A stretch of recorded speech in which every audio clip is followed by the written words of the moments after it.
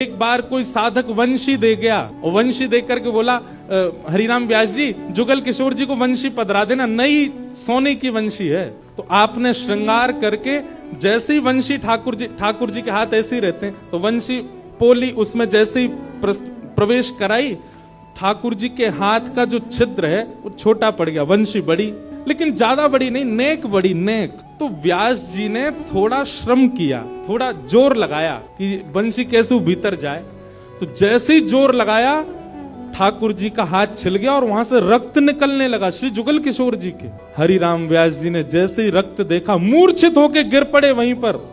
पुत्र को सेवा दे दी, पहला दिन था दंड का। तो श्री हरिराम व्यास जी वृंदावन में भ्रमण करते रहे, परिक्रमा लगाते रहे।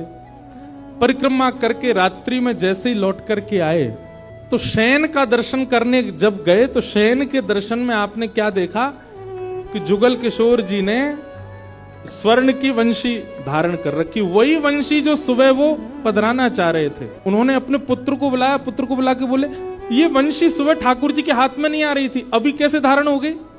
बोले पता नहीं पिताजी, आप तो चले गए थे, मैंने वंशी उठा करके धारण कराई, ठाकुर जी ने धारण कर ली।